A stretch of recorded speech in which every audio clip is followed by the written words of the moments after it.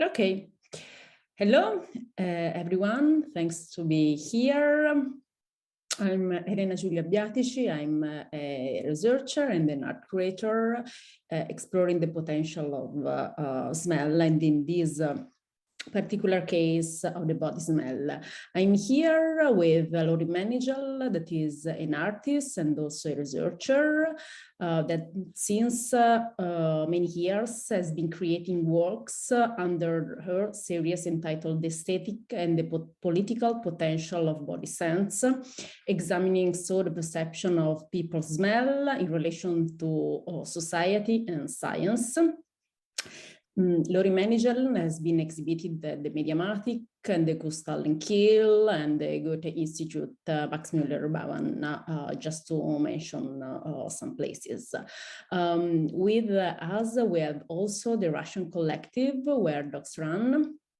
They have been working in the field of media since more than 20 years, and they use a wide range of media tools from video to robotics to hybrid installation.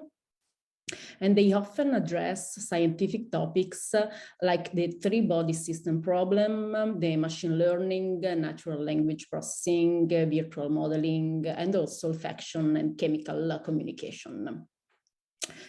They have participated in numerous international exhibitions in St. Petersburg, at the MOC of Moscow, at the Max Müller-Bauern in Mumbai, at the ZKM in Karlsruhe, and so on. So the panel really was born from a dialogue with Lauryn Mannigel, and also as a natural output, I can say, of the research I conducted, titled The Eternal Body, Human Senses as a Laboratory of Power Between Climate Crisis and Transhumanism. The Eternal Body was an investigation, we can say, about the sensory traits that the contemporary environment implies, in particular, of course, to the sense of smell. And it aspires to an analysis of atmospheric and social cultural toxicity we are subjected to. Today, the perspective of the meeting wants to capture the complexity of contemporary olfactory environments between toxic compounds, aseptic spaces, and also the removal of odors far from the concept of good taste in high society. Odors, in fact, open a kind of biopolitical question related to the issue of class, ethnicity, social labor status, and also surveillance capitalism that we will see and investigate with Where Dogs Run. Over time, people had to rely on their sense of smell for survival, hunting, and also escape for danger. But there was a willingness on the part of the church, later of the colonial empire, and also of the scientific and philosophical community, starting with Darwin and also Plato until Kant, to develop a kind of hierarchy of senses in which the least important sense was, of course, smell. We can also mention that the absence of a broad vocabulary and an appropriate language to describe the olfactory components of the word is a consequence.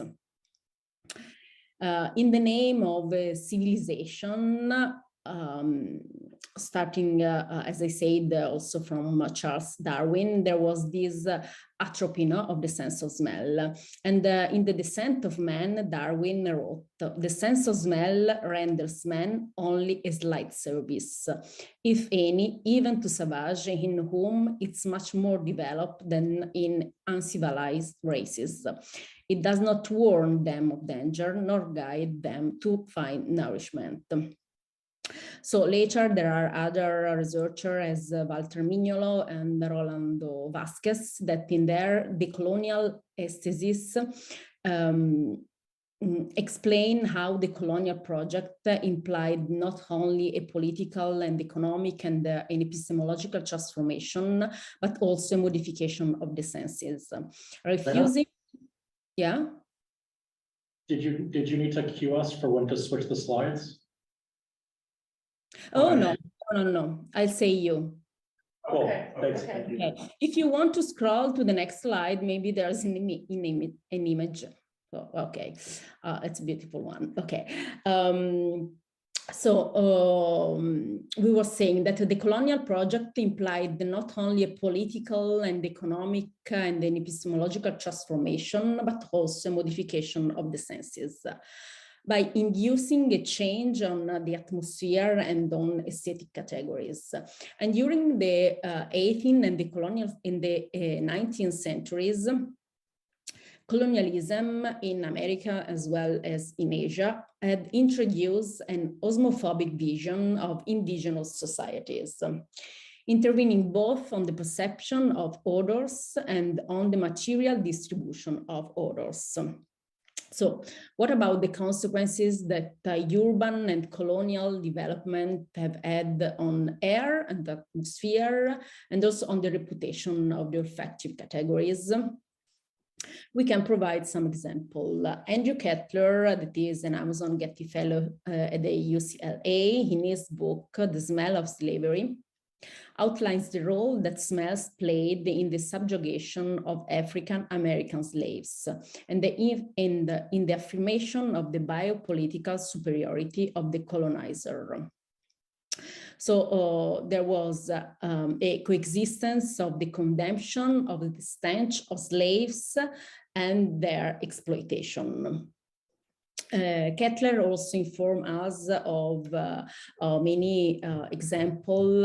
Just to mention someone, there are some English colonists in North America that argue that the offensive smell of African Americans would help in the process of steel cultivation, because the Negro stench would be offensive to silkworms.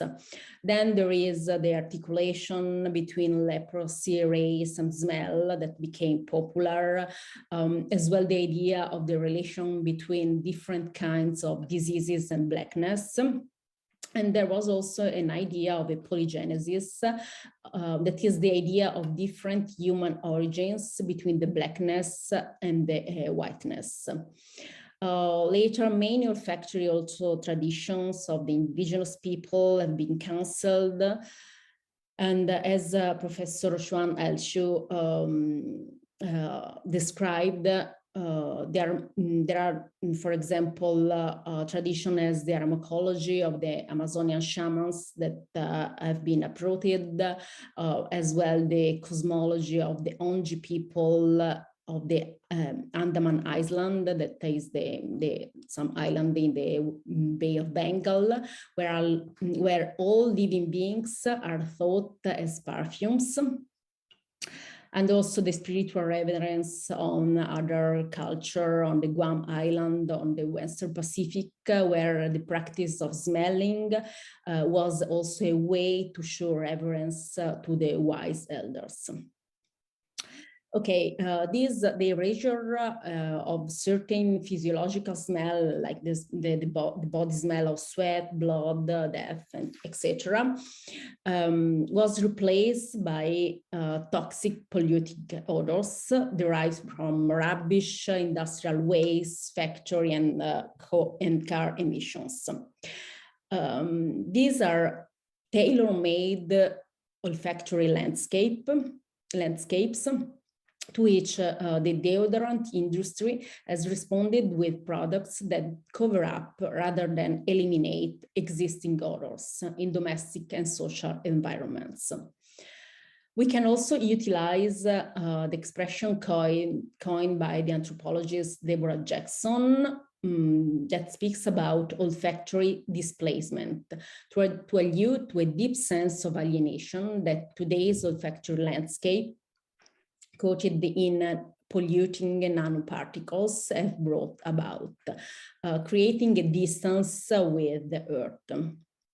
The German philosopher Peter Sloterdijk, in his book published in 2002, Terror from the Air, speaks about the 20th century as a century in which physical wars were replaced by chemical wars. So the main idea is no longer to target the enemy's body, but his environment. Okay, after this introduction, we were wondering about some artistic researchers that have developed what we said until now. Please scroll to the next image. Okay, Annika. Annika is a Korean American artist whose works incorporate fragrances derived from microbial samples and germinating bacteria.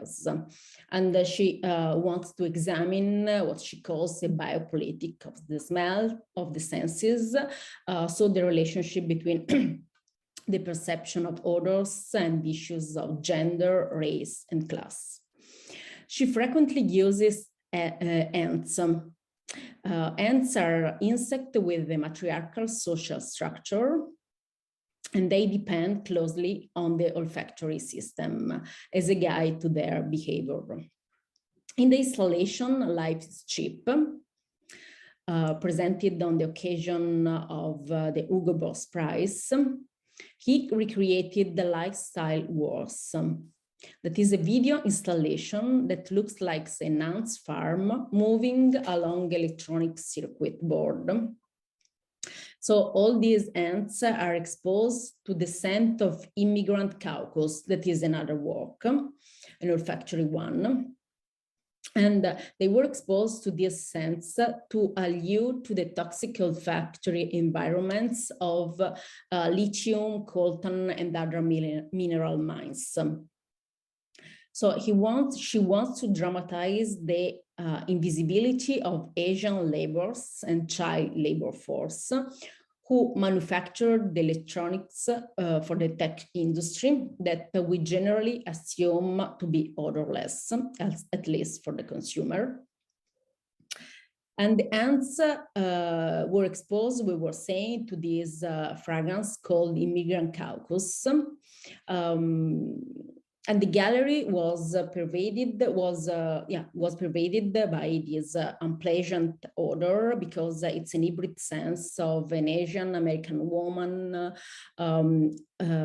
mixed with the carpenter ants and combined with a set of scents derived from human sweat and ant tissue. And this unpleasant odor wants to remove spectators from a comfortable situation, inviting them to think about new social models, guided maybe by the sense of smell. The name of the sense is caucus. Caucus is a meeting of a political party oriented toward choosing a representative. In this case, immigrant caucus wants to be a form of political, multicultural, and multi-species deliberation. So immigrant caucus fragrance asks a collaborative and a coexistence between ants, Asian and American citizens, and also museum visitors. There's another artist, Paul Van Oz. Okay, please scroll on the next slide, on the next one. Okay. Paul Van Oz, he has worked also on the topic of the smell exploitation. He's a Jamaican American artist, and he is a professor at the Department of Art at the Buffalo University, and he is also the director of Coalition Center for Biological Art at the same university. Labor is a work of 2019 that uses bioreactors of 3 kinds of bacteria. And through these bacteria, Van Oz recreates the smell of people exercising under conditions of stress, anxiety, and efforts. Bacteria are a crucial component in defining and orienting ourselves. Human sweat, in itself it is odorless. But if these bacteria feeding upon the component of sweat creates volatile and auriferous chemical compounds that we associate with sweat and physical effort. The t-shirt, you can see, maybe it's better to show the next slide. Okay, and also there are other slides that show, well, this t-shirt and the process. Okay, these t-shirts were subjected also to this bioreactive process and became, we can say, portraits of intimate narratives. With these works, the artist invites us to imagine the smell of sweat as a past and perhaps a nostalgic odor of working class activities that in the future would be disappeared as a result of computerized activities. Vanoz wants also invite us to reflect on the role of microbes in the biological process of our body, in our immune, digestive, and emotional systems.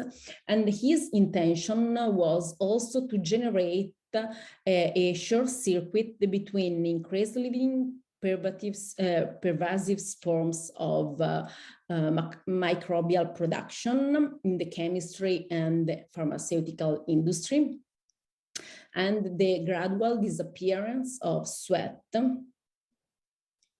in our society.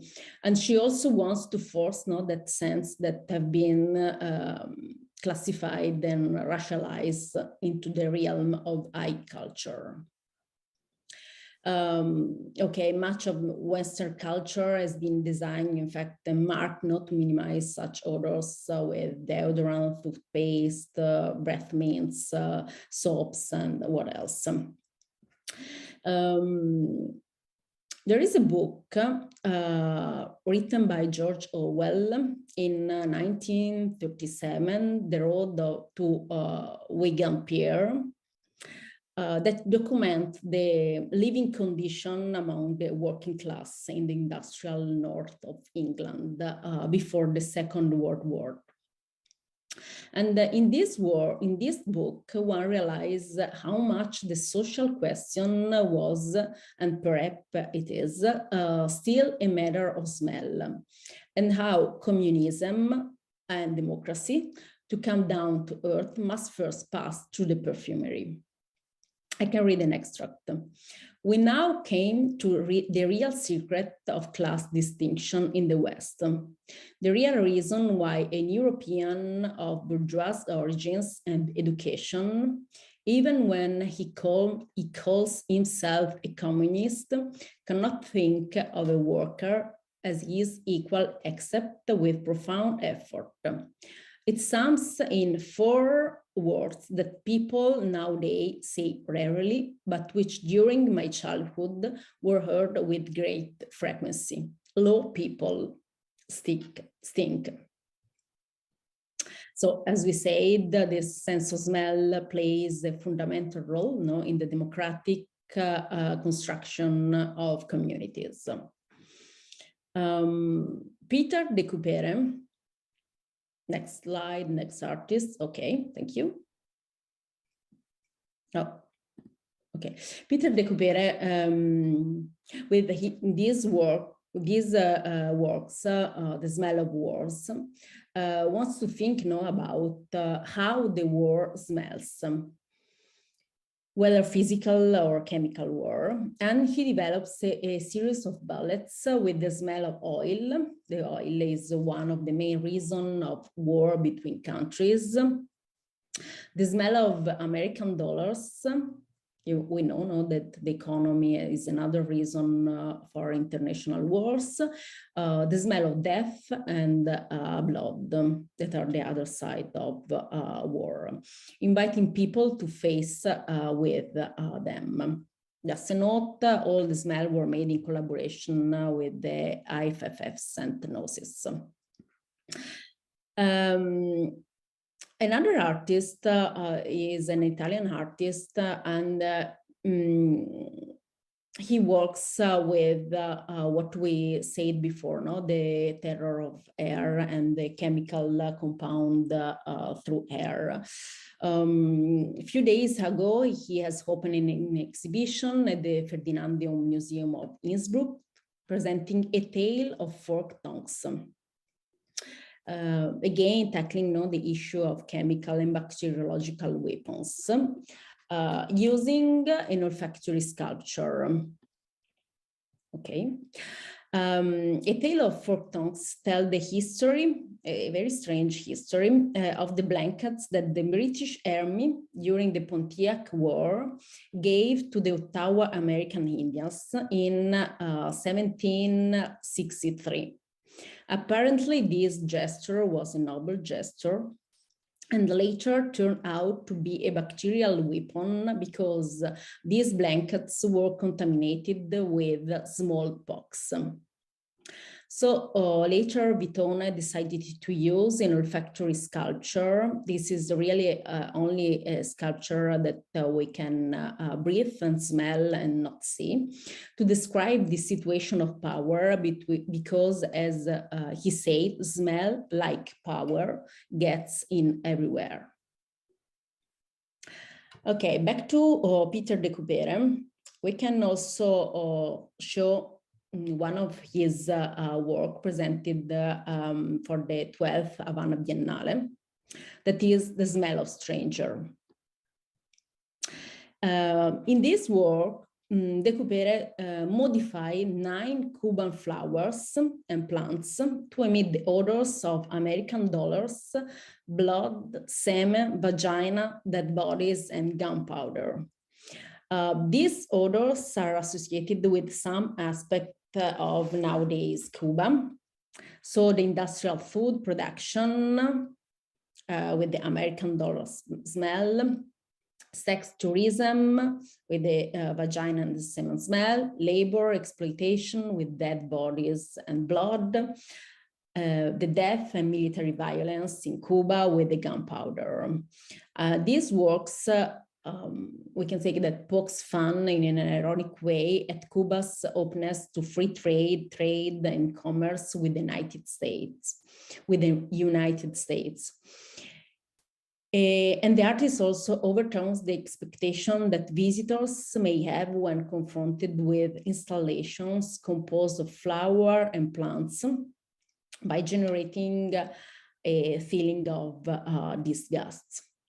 With this work, de Coupere wants to simulate the toxicity of certain political and diplomatic choices and the risk of Cuba's possible political domination by the United States. Moving to India, there's no slide about it. We introduce Ishita Day. That is an artist and a sociologist and an assistant professor at the Department of Sociology Faculty of Social Science at the South Asian University. She conducted a research project titled Erasing Smells, Sensorial Politics and Intimate Sense Labor. That is a group of interviews with domestic workers to explore how notions of bad air and bad smells are culturally coded. Aseptic air, in fact, represents the extreme final point of a process that was begun in the 20th century, when all the smell of corpse became clinical, disinfected, and frozen. Somerset Maugham, an English writer and playwright, recounting an encounter between a high-ranking Chinese general and the most suppressed of slaves, wrote, "It's responsible for class hatred much more than the monopoly of capital in the hands of the few. It's a tragic thought that the first man who pulled the plug of a VC with that negligent gestures rang the knell of democracy." So it's curious not to remember that the invention of sanitary convenience seems to have destroyed the people's sense of equality. And the main objective of the research conducted by Ishita Day is to understand how the senses in general and smell in particular have been invisibilized in discussion on intimate labor. She also speaks about the smell of fear and disgust connected to the domestic activities, because the work involves, for sure, the removal of intimate body smells like sweat, blood, waste. And there is also the fear of contamination around smells that is reciprocal from the workers to the employers and among the workers themselves. There is also a fear of contamination, religiously speaking, because Hindu domestic workers avoid working in Muslim houses, for example. And it's fun, no? Because also the domestic workers produce sweat while whipping out all this smell of homes. This fear, no, of the unknown derives from a fear of being contaminated with an unknown that is, in this case, the smell. I will go through the last artist from my part now, Lucy McRae, that is American artist based in Los Angeles.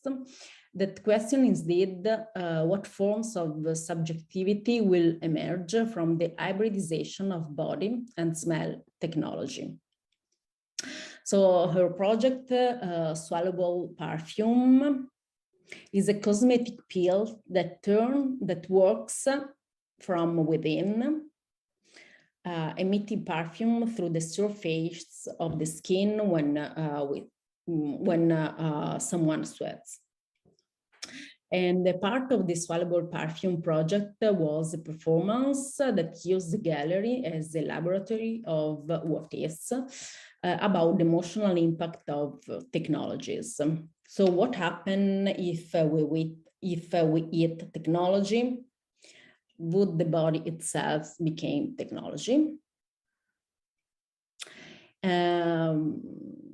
The context also provides the basis now for introducing many other aspects, but I want to leave the floor now to Lauryn Mannigel and later to Where Dogs Run. They will introduce the work Faces of Smell, that is an investigation about the surveillance capitalism through the study of odors. Thank you.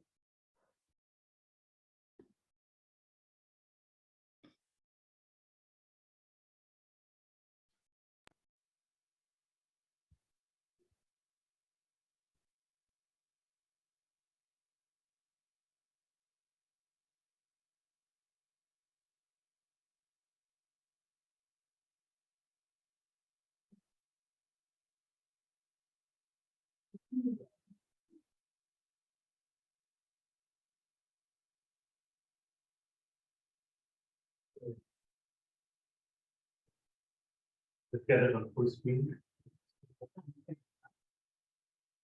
Right. Oh, yeah. I see it.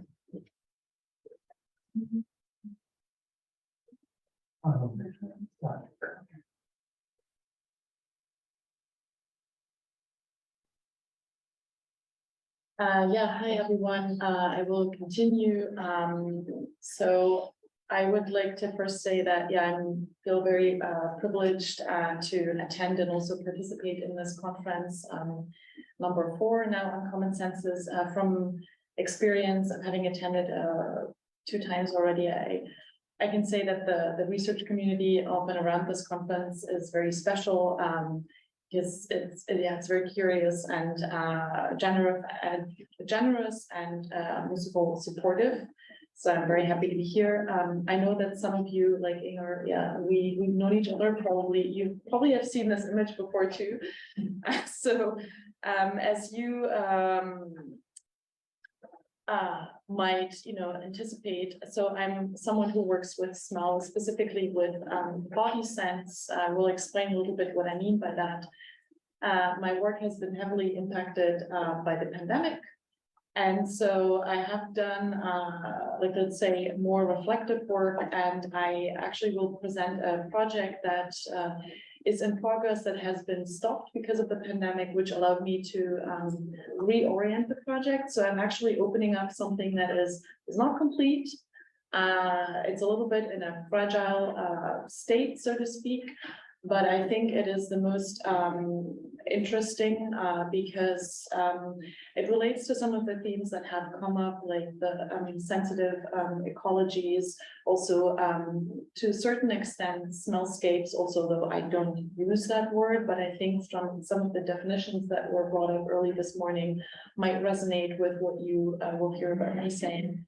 So yeah, this talk is about this topic, although I will focus on more the political potential of smell or people scent, specifically in regards to one project. So I will quickly, contextualize for those of you who don't know me or my work, what it is that I do. So I make new media artworks that are or have relational and performative qualities.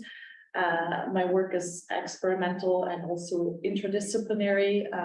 I'll put a star there because of the conversation earlier today or about, cross-disciplinarity, but I think I might still be there. So just, and so it subscribes itself to it's a contextually and socially engaged artistic practice. While it's also driven by diverse manifestations of social and cultural inequalities.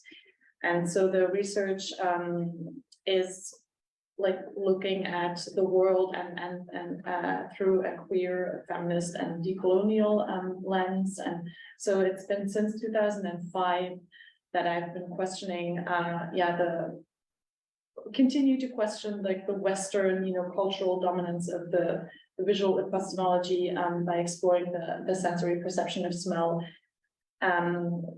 hearing, touch, and taste. And then in 2016, I mainly focused on smell, which was actually a result of, maybe some of you have seen the exhibition, which was entitled Belle Haleine, which took place at the Museum Tingley. Yeah. I visited it, and afterwards I knew I needed to do something with smell, not really knowing what. And then later on it, when I came to your research center at Inger and in Amsterdam, that's when it took shape. Yeah, that project, well, never materialized outside of that presentation for funding reasons. And yeah, well, I'm sure a lot of you know how that goes. So I will jump ahead a little bit because I think, the time is running. So I would like to say that, in order to both reflect and talk about my body of work, I recently developed different terms. And if you could jump to the next slide. I know this is a lot of text, but I thought maybe I'll put it there because if I tell you, maybe it's helpful to also see it. So there's the term body sense, people sense, body sense, people generated environmental sense. And then there is, the other two, aesthetic potential, political potential of scent. And so, these are all, let's say, like working terms. They can, alter, but at least these are the ones that I am using. So people scent is a concept that has come, let's say, into my, into my usage more recently. So I'm referring to this by, referring to the combination of people's body sense and environmental sense generated by people. So when I say refer to the way that a person smells, I use a body positive term, body sense. And it's a concept that I've developed, which portrays a person's olfactory identity at each given moment. So it consists of diverse aspects related to cultural practices, biology, and the atmosphere. And cultural practices also pertain to what I mean by that, to the social interactions, between people, which include leisure and work, activities that we engage in, the food that we eat, the fragrant products that we apply or come in contact with, as well as the built environment and landscape that we inhabit. And then there's the biological aspects of body sense that encompass or can encompass genetics, the microbiome, and the condition of our health. And by atmospheres, I'm referring to, weather-related conditions, which I'm sure you've all experienced, that our perception of smell always changes in regards to how the weather is presenting itself. And then there's the term people-generated environmental sense. So that's a newer concept that I'm experimenting with, and it compromises the sense that people produce while they're going about their lives in relation to, the food that we consume, prepare, hygienic practices, like car culture, industrial production, and so on. And so in my view, the political potential of people's sense implies that olfactory perception is political because it shapes and is shaped both by social and cultural behaviors and structures, and the way that we perceive sense can become politically charged when they threaten the border between the self and other. And there's references to like Constanze Klassen and Jim Dropnik that are coming to mind when I think about this. And so they can occur when people of different social and cultural backgrounds meet. So in these instances, the political potential of smell reveals itself by turning sense into physical or imaginary territorial markers that create or can create a sense of belonging or division from self and the other. So another term that I would like to briefly mention is because, in the introduction, Elena, I think you mentioned that, so the political potential of smell is also related to practices of othering. And since this is also a word that has, is widely used these days, I'm continuing to better understand, well, what is it actually what does it mean to me? How do I use it? And so there's the definition, which I'm basically drawing from by John A. Powell, who's an African-American law professor who steers the UC Berkeley Othering and Belonging Institute. And so he's saying that the big socially and culturally constructed challenge of the 21st century is othering. So, and my reflections on othering are drawn from how the Institute is currently defining the term. So othering is a theoretical structure that encompasses articulations of prejudice, and more specifically a culmination of, that's a different thing, a combination of gestures, practices, and frameworks that generate states of being on the fringes, and a constant imbalance among the totality of human existence, distinguished by group identities. So how am I doing time-wise? Does anyone know?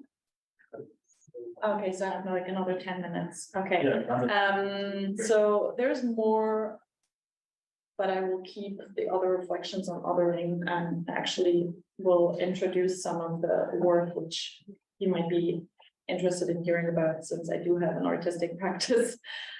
So yeah, just a small, like, let's say, note about why I'm actually interested in working with body sense.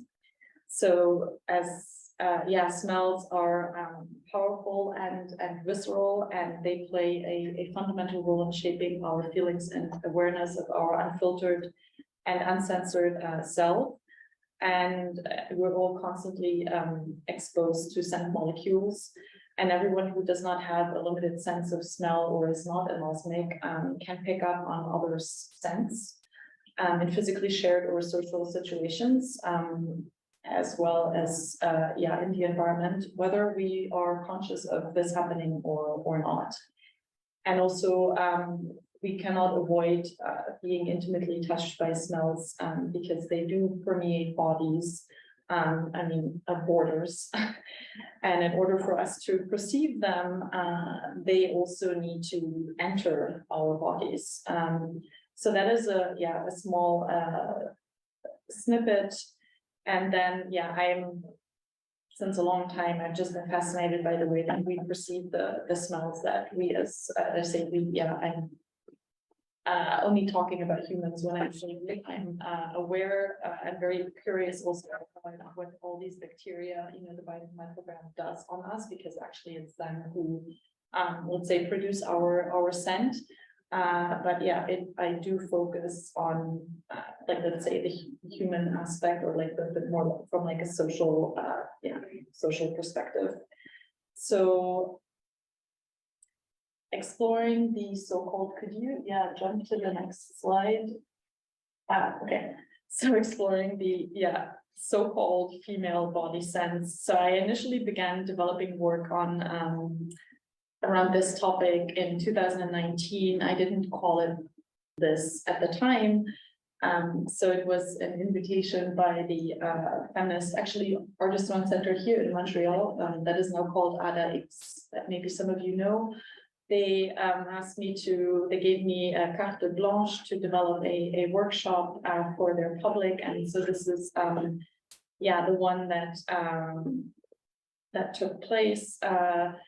And I decided, to approach it from the point of view of tackling the history of the negative associations that are generally attributed to female bodies in Western patriarchal societies. And so I designed this workshop that is called, could you please, jump down, because it's, I need to, one more. Yes, thank you. So there's this one that is called I Smell a Rat. So that critically engaged with gender-related perceptions of body sense through part of the workshop were presentation and discussion, and another hands-on experiments. And so the main questions or the guiding questions of the workshop were like, how do we react towards so-called female body sense? That was at one point of discussion, and the second one was also how can we overcome potential prejudice, or even discuss by cultivating curiosity. I will say that in hindsight, the second question I find actually is now, when I look at it, problematic, because the wording of the question can actually be read as feeding into the history of the stigmatization of the so-called female body sense, while precluding the possibility of positive smell experiences. So this is something I bring it up because the project, as you can see, started in 2019, and then things happen, conversations happen with people, and I am trying to learn with people. So I like to also show. This was pointed out to me, so I thought about it, and I think, yes, that is correct. I then further developed this work on the so-called female body sense during an artist residency in Bangalore. That was via the support of the Goethe Institute, Max Müller Barwich.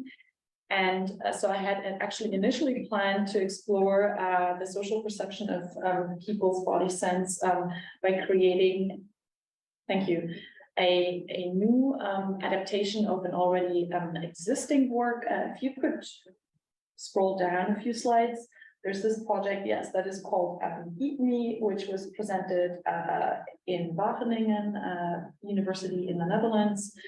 And so Eat Me imagined this world where experiencing others by tasting and smelling them would be the norm. So this was the starting point for the project that then, started in Bangalore, the social perception of, so-called female body sense. And so initially I wanted to chemically reproduce aromatic compounds of people's body sense in India.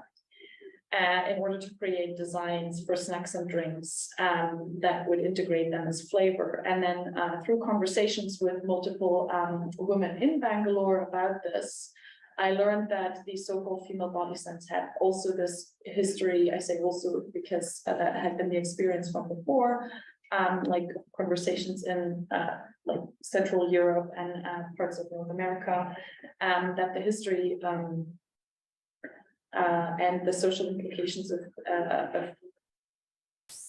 that so-called female body sense had a history and social implication of being more stigmatized than male ones within Indian culture. So since I had been searching for a way to approach my work from a position of that would allow me to connect with people in Bangalore, whose history and culture I had very little knowledge of, I decided to focus on exploring the social perception of so-called female body sense by examining gender-based judgments through discussion, which was also very difficult to have with people on the ground. And due to the lack of time, I would just like to focus on where this project is currently at. So the discussions took place. I made interviews. I had people who agreed, gave consent that they would be open to. If you could scroll back up, please. There's photos of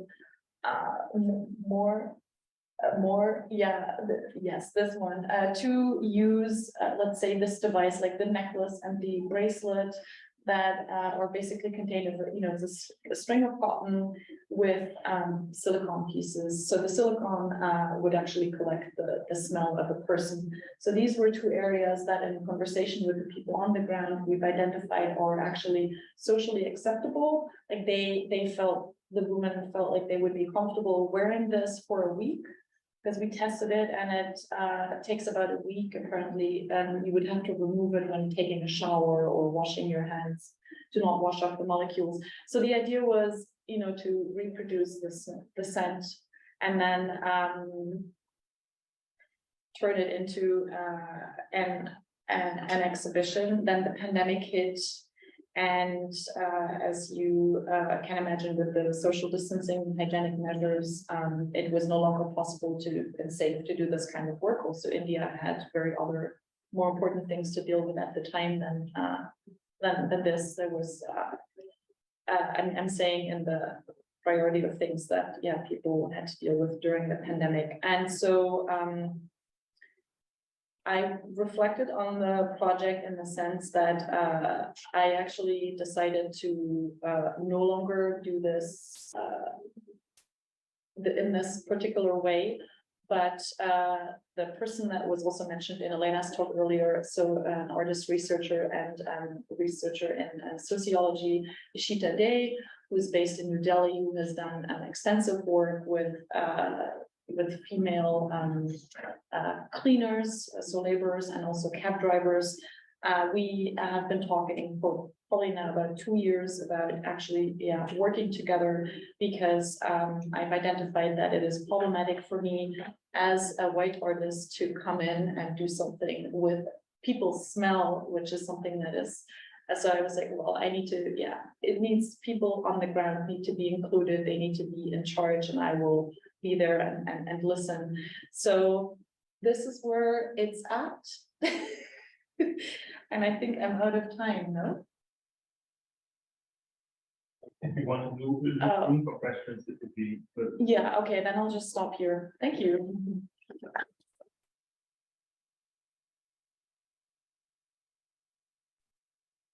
Okay, it's up to where docs run now.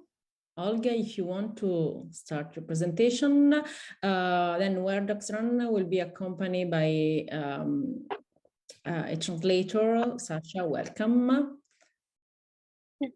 Hello. Hello. Я Hello. Ольга.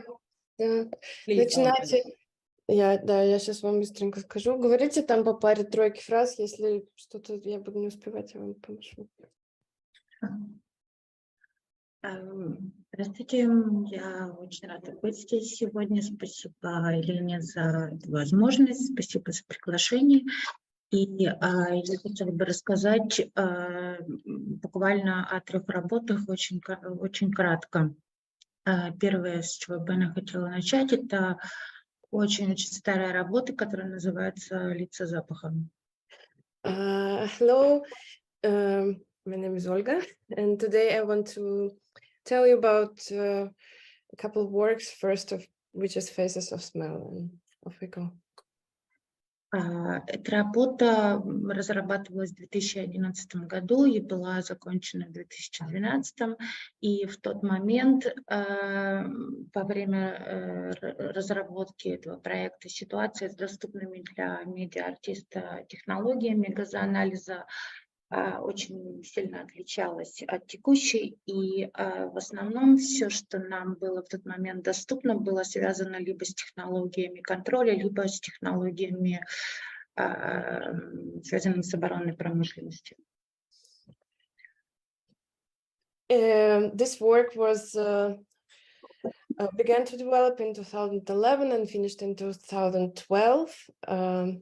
It's fair to say that back then, the range of tools that were available to media artists to develop this kind of work, working with gasoanalysis, as in analysis of gases, were quite different from today, and mostly these tools were coming from the tools of control, as in societal control and military defense.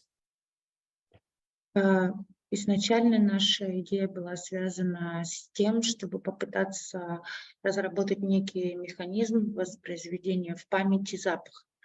Но процесс разработки этой идеи показал нам, что мы вынуждены опираться на разработанный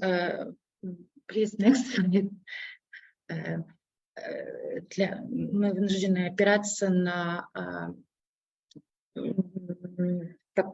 на существующий механизм, разработанный для воспроизведения в памяти визуального образа, и это фоторобот.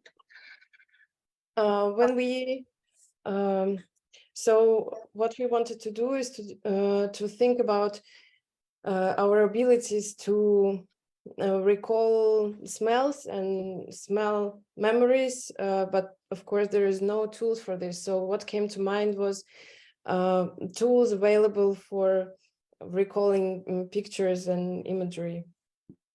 Нас поразила ситуация, что связанная с тем, что для того, чтобы попытаться сделать некое высказывание, связанное с огромным массивом ольфакторной культуры, мы должны были искать для этого медиа связанные и они были все связаны с контролем.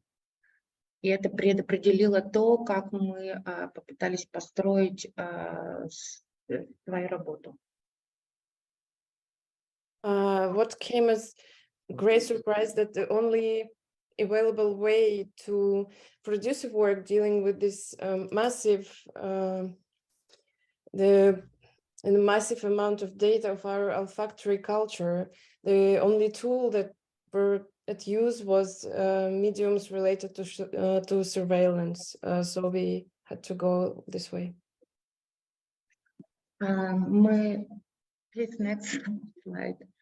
Для этого мы создали массив датчиков газоанализаторов, которые непрерывно исследуют пространство и людей, попадающих в зону их восприятия. И данные с газоанализаторов создают уникальный паттерн, присущий только этому месту и человеку, который попадает в этот момент в зону действия при движении воздушных потоков. И состав воздуха в исследуемом фрагменте пространства, он постоянно, естественно, меняется. So what we did is we assembled an installation filled with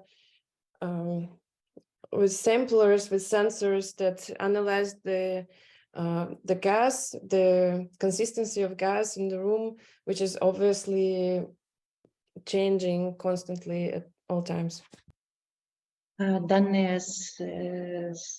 Данные о составе воздуха были привязаны к данным о чертах лица из библиотеки фоторобота. И таким образом основным для нас было, как соотнести элементы лица и летучих соединений. И для этого мы искали различные исследования связи между запахами, обоняниями, болезнями, исследования восприятия запахов. So we tied the data from the olfactory sensors, from the gas sensors, to a database of facial features that are used by investigators, these databases of facial composites. And then we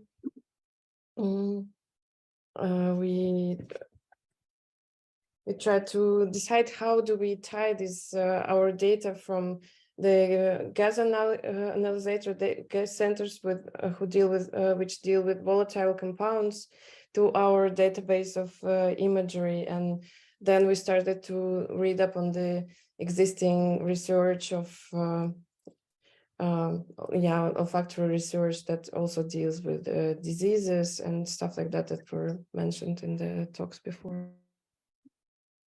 Сценарий взаимодействия с объектом был такой: человек встает перед нюхательными трубками, воздух втягивается в камеру с набором датчиков, газоанализаторов, и данные с каждого датчика привязаны к определенным элементам лица. Воздух втягивается, и на экране начинается подбор черт лиц. So the installation works like this, that the person approaches the installation and air is sucked into a chamber filled with a number of gas sensors, and each sensor is tied to a certain set of facial features, and so data from the olfactory sensors start to alter the picture on the facial compound. Please, next slide. Концентрация определенного летучего вещества влияет на вектор выбора, например, конкретный глаз в библиотеке глаз. И программа может двигаться либо в сторону уменьшения размера глаз, либо в сторону их увеличения в зависимости от показаний соответствующего датчика. И таким же образом подбираются все остальные элементы лица. And concentration of gas leads the route with which the imagery alteration goes, and the higher concentration of gas, for example, would influence the size of eyes and back and forth. So, yeah. На выбор некоторых элементов влияет не один, а целая группа сенсоров, и поэтому количество возможных комбинаций оказывается огромно, и лица конструируются совершенно нечеловеческим способом, и поэтому могут образовываться женские лица с мужскими какими-то, женские лица с бородой и так далее. То есть такие какие-то совершенно нечеловеческие сконструированные. So each set of sensors, each set of features is influenced not by one particular sensor in the data, but is tied to multiple sensors. So the way in which the final face composite will be produced is utterly unpredictable, and is produced in a absolutely inhuman way, so to say, and there is endless possibilities for how this face will turn out. And so, for example, there would be some very unusual or uncanny combinations of features. For example, some more young, childish features, with other parts of the faces will be parts of adult face or feminine faces combined with facial hair and other images of that sort. This next slide.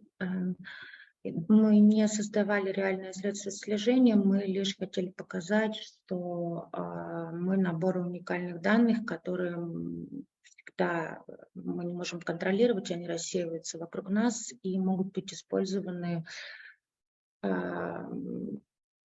могут быть отобраны у нас, обработаны в оптике поиска какой-то потенциальной угрозы и могут быть использованы как средство контроля за нами.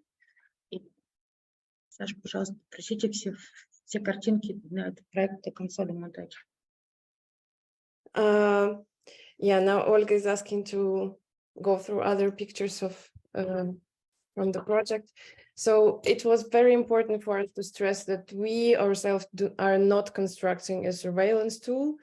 We were simply trying to show that each of us as a human person, we are a set of unique and very volatile features which are present around us, either we want it or not, at all times, and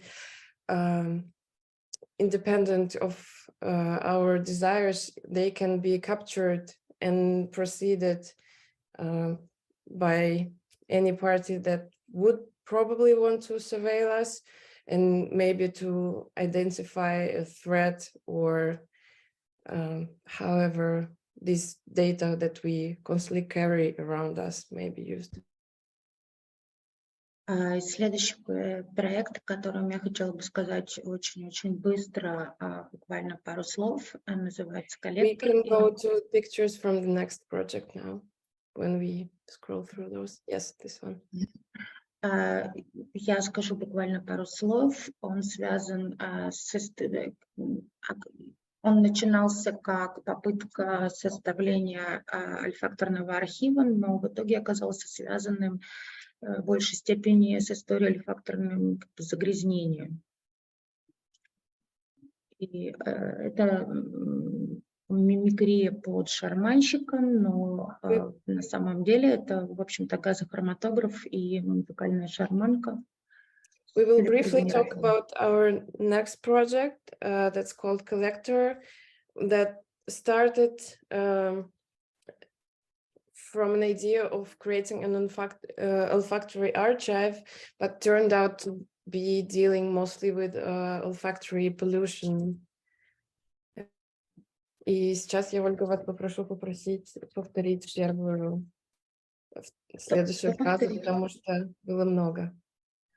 Да, я сказала, что это был архив, и потом оказалось, что он занимается загрязнением. Вот то, что вы сказали. Дальше. Повторите, пожалуйста.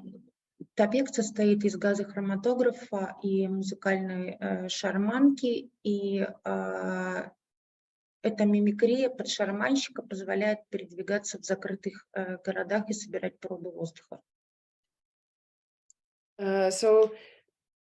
This project, the protagonist of the project resembles street musicians with a barrel street organ, but inside of it is a chromatograph that also analyzes the surrounding gases, but how the person looks, that the person is presenting themselves as a street musician, allows for the person to enter otherwise closed or protected sites, for example, closed cities.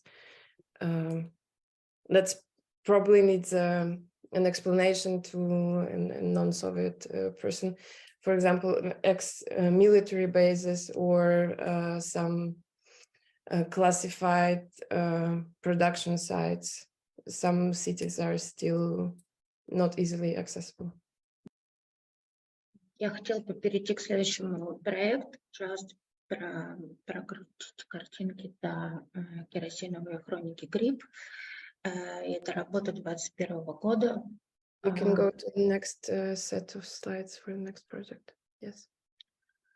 Эта работа связана с организмом, который называется керосиновый гриб.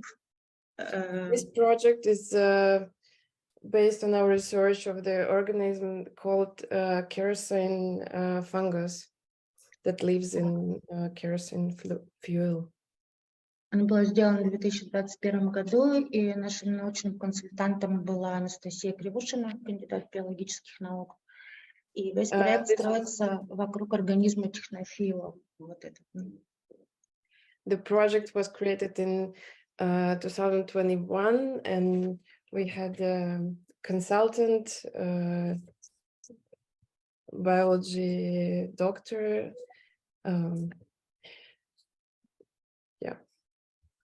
Керосиновый гриб живет внутри топливных баков, питаясь авиационным керосином или дизельным топливом. И в случае удачного размножения он может вывести самолет из эксплуатации и привести к авиакатастрофе. Я буду побыстрее вас прерывать. So kerosene fungi, they live and breed inside of kerosene fuel tanks, and when they manage to successfully reproduce, they can actually alter the fuel and cause vehicle crashes and plane crashes. They mostly influence aviation industry. Керосиновый гриб оказался организмом, который оказался крайне заинтересованным в технологических революциях человека, так как его эволюционная стратегия состоит в том, его эволюционная стратегия основана именно на использовании последствий антропоцена, и это его преимущество перед другими биоагентами. So what marks this organism as a very special one is that it actually benefits from technological progress, and it benefits from the results of Anthropocene. В процессе своего метаболизма керосиновый гриб изменяет запах топлива, в котором поселился, и это стало отправной точкой для того, чтобы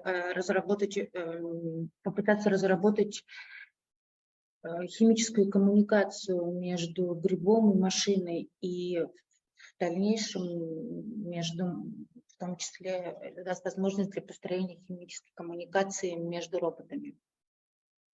When in the process of this fungi metabolism, it alters the smell of the fuel it lives in, and so this gave us an idea of developing a tool for chemical communication between those fungi and robots, and potentially between robots and robots. В центре каждого из 4 роботов располагается резервуар с керосином, в котором живет керосиновый гриб. Inside those 4 robots, each of them contains a fuel tank, and each fuel tank contains the kerosene fungi. Данные из этого биореактора, резервуара, влияют на выбор стратегии робота и режим коммуникации с другими роботами в этой группе. The data collected from the fuel tank influences the robot behavior and its strategies. Датчики pH, датчики газоанализа и датчики уровня керосина. This includes data about the pH, the analysis of gases, and the amount of the fuel left in the tank. Это могут быть 4 режима: сохранение керосина, активный поиск свежего керосина, поиск на всякий случай, или избыток, или пассивное ожидание. So there are 4 modes of robot behavior. First is kerosene as fuel preservation. There is an active search for fresh fuel as hunting. Passive exploration, exploration of its surroundings, or a standby, passing wait for changes in its environment.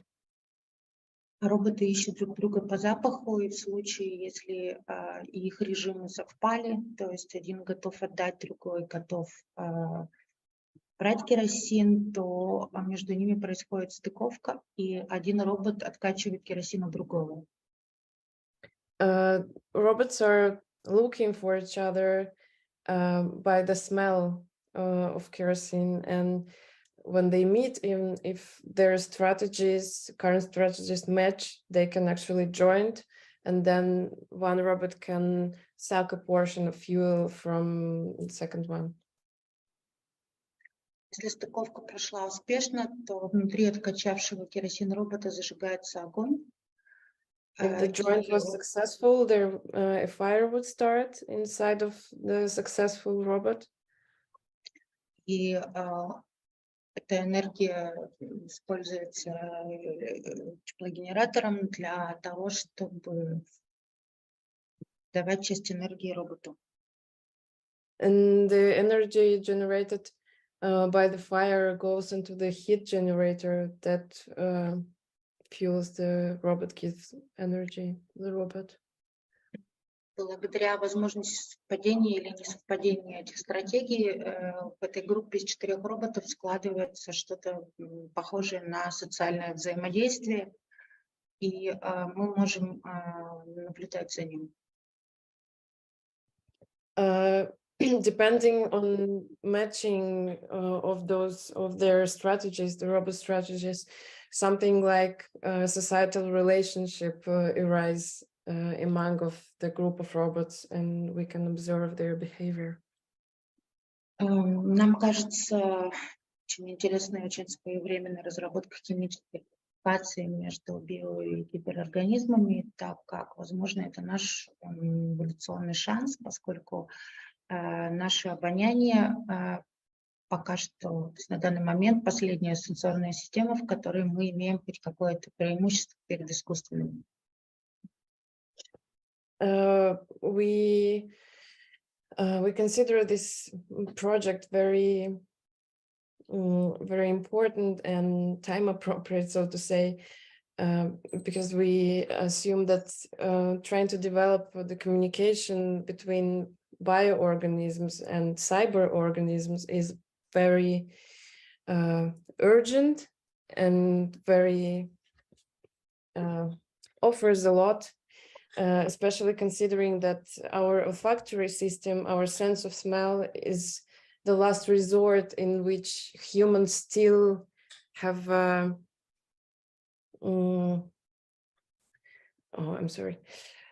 in which humans are still much better than AI, and it will probably still remain so for some time.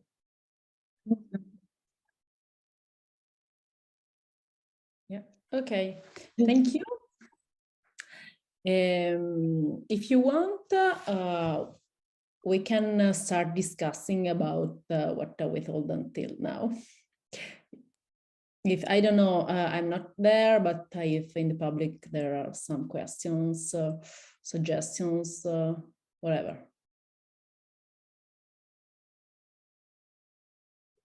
Yeah, we have still 50 minutes for questions. In the chat, you can also feel free to ask questions. I will just read them, or if you would like to, you can just raise your hand.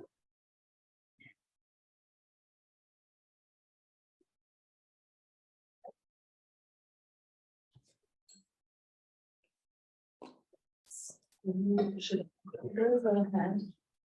There's a yeah, you just speak up. Okay. Just waiting. Thank you all for putting all these fantastic and mind-boggling artworks in front of us. And I'm just trying to wrap my nose around it to think about how they would smell. And of course, we're not smelling with the artworks. And I was just wondering for the last presentation also how you computerize the nose in all these examples, but you're still there as an artist as well. So could you tell us a bit about how as artists with human noses, you engage with this project? Do you smell the fungus yourself? Did you do something with smelling within the process of capturing human body smells as well, or do you completely take yourself out of the loop here? Because I thought that it's such an interesting comparison to Lauryn's work, where you yourself is really embedded within the artistic process. Is that something? Do you? Yeah, sorry, that's my question. Вот спрашивают, вы как бы передаете, делаете робота вот этим нюхающим агентом, но вы все равно человеческий художник со своим носом. Как вы видите свои отношения, как вы сами соотноситесь с этими запахами, как вы относитесь, вот когда вы сами чувствовали, наверное, запах этого керосинового гриба, или вы полностью передаете агентность вот в этом считывании этих данных роботам, которые вы делаете, и у вас нет своего чувственного какого-то мнения по этому вопросу запахов? Для того, чтобы, в принципе, получить этот организм, нам пришлось собрать довольно много образцов керосина со старых аэродромов, и нам было, это потенциально патогенный организм, и нам было его довольно сложно достать. И это была очень-очень длинная история, и поэтому мы очень-очень много нанюхались керосина. И у нас к нему образовалось очень личное отношение, хотя, конечно же, эта история как бы эти наши личные отношения с керосином никак не повлияли, не отразились на том, как сложились отношения между грибомашинами. So to develop this project, obviously we had to gather a lot of samples of this fuel, and often it was from the old airports that are no longer in use, and we had to gather a lot of samples of this kerosene fuel, which by itself has very strong smell. And what's also important to say that these fungi considered to be potentially hazardous species, somewhat poisonous maybe to humans. So of course, over the course of this project, we developed a very personal, intimate relationship to the smell of this fuel, but it did not influence the relationship that robots had with this smell. It's our story, and that robot story is their story.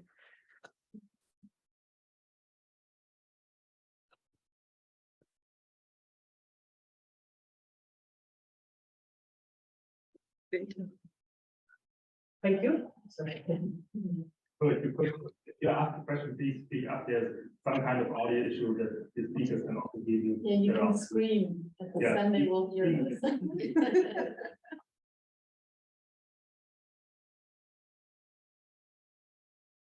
And I ask them the same question to you, Lauryn. How do you work with your own nose in this process? You engage with so many embodied scents. Mm-hmm. And you were giving this example that you work in India or in that you're distance from the process and you start to observe. Do you then also engage your nose in that? Yeah, that's a good question. I mean, I'm constantly smelling. I'm like very aware of whenever I go anywhere, whether it's, let's say, work or not work, I will notice the smell of an environment. But yes, I sometimes take notes. That makes sense, but usually it happens through discussions. like I test, like, you know, to what extent or where people are interested or also comfortable talking about sense. Like that's the way that I found that I find very interesting, but also it sort of, you know, allows me to have like feedback of like what it is that I'm, you know, sensing and what is the other person's experience. I hope that gives some kind of insight. I know it's very brief.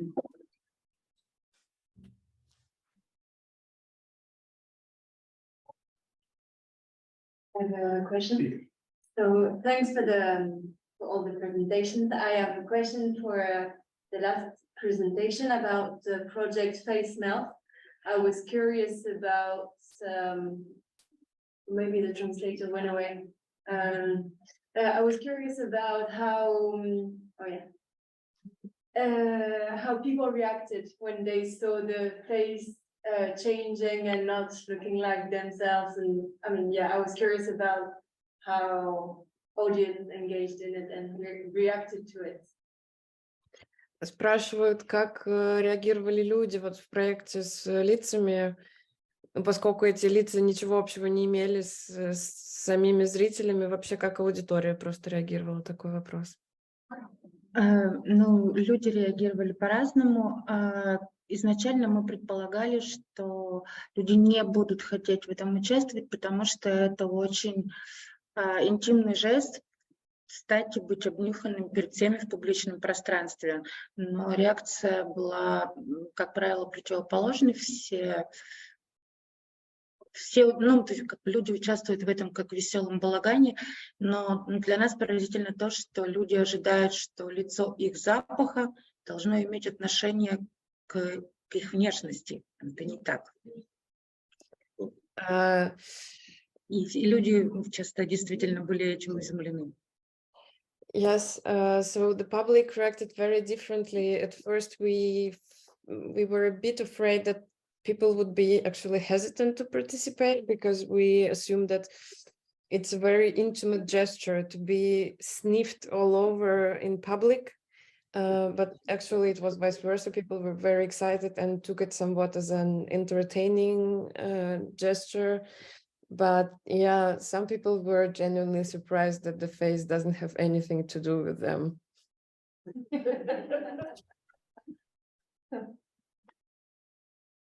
Thank you. It's so interesting if you think back to Lauryn that you said that you really had to search for ways in which people allow their body sense to be captured, and then that the one that seems to me the most distant with silicon works well. So it seems that there's technology that people start to.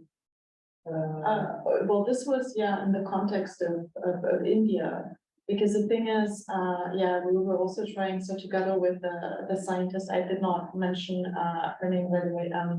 Shannon Olson. She's at the National Center for Biological Sciences in Bangalore, and so in conversation with different women, we tried to find a place that would be also comfortable for them, because already like, let's say, talking about scents other than fragrances is really has been a big challenge there. So we didn't want them to be, or ask anyone to wear something that would put them in a situation that they would be asked by their friends or whomever, like, well, what is this? Like, what are you doing? But so these, like, since jewelry is something that is worn by a lot of women there, we developed that, let's say, prototype. And also, interestingly, I mean, it is facing, right? It's touching the skin, but there's also the other part which is not. So it captures also what happens around you, which was also important, an important part of the project, because it's not just because we are also constantly picking up on, let's say, the molecules of all of the spaces that we participate in or that we trespass. So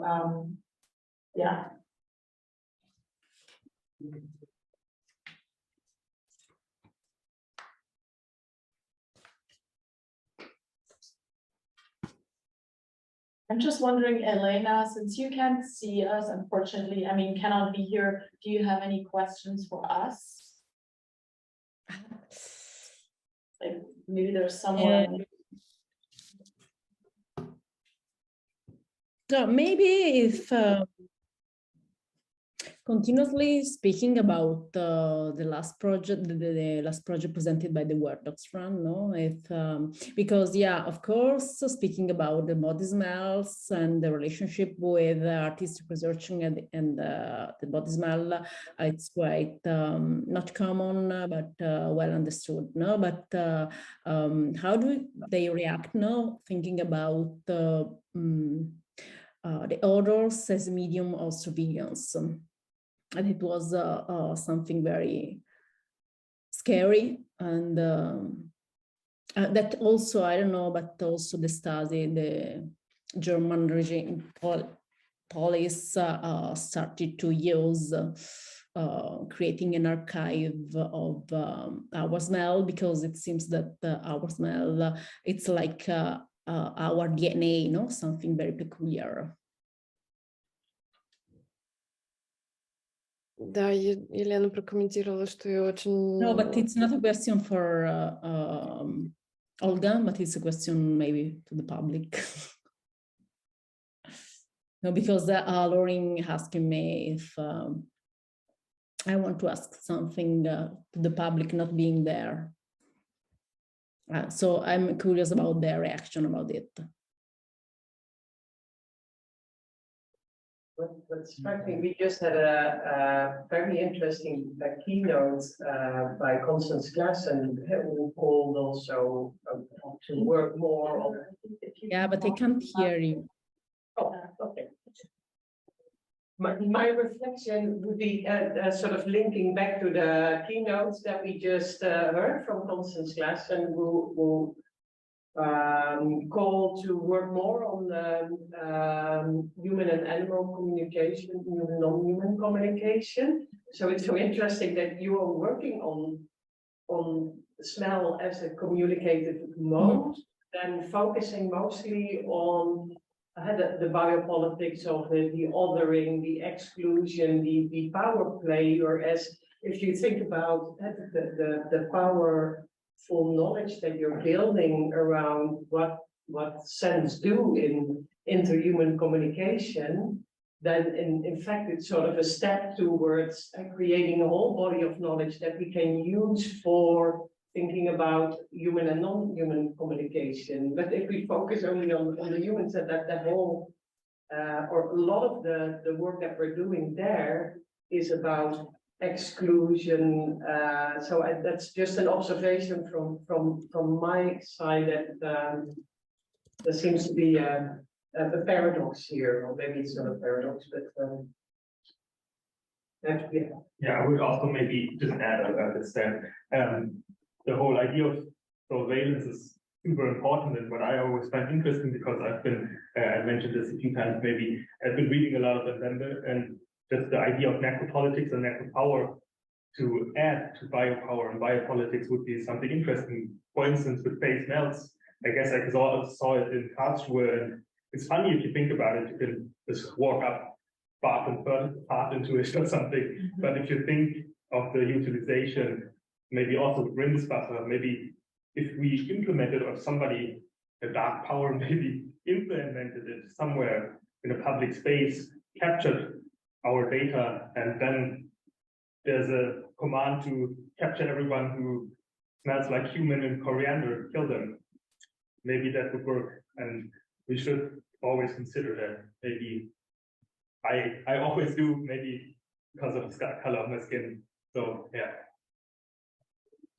I would maybe end on that note as well, just to make time. But if you have time or questions, we can stick around for a bit. But the next session will be in half an hour.